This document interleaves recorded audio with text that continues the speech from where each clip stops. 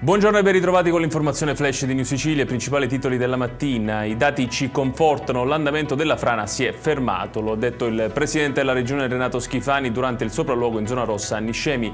La parte iniziale dei 150 metri non si è mai mossa né nella prima fase né nelle altre della frana, ha aggiunto e spiegato Duilio Alongi, responsabile coordinamento delle attività per l'emergenza. Condannato a 8 anni e 9 mesi a Palermo per corruzione Paolo Arata, ex deputato di Forza Italia e consulente della Lega.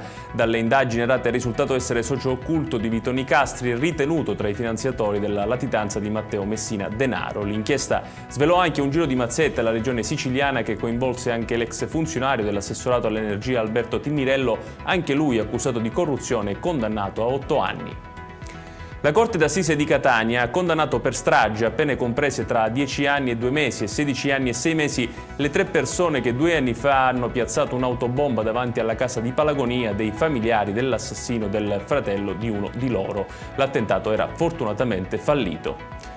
Tragedia nel trapanese a Mazzara del Vallo, dove un operaio di 50 anni ha perso la vita durante un intervento in un cantiere. L'uomo, Francesco Greco, impiantista e termoidraulico, stava lavorando all'interno di una palazzina. Secondo una prima ricostruzione avrebbe perso l'equilibrio mentre si trovava al primo piano. Il violento impatto della caduta avrebbe provocato lesioni gravissime.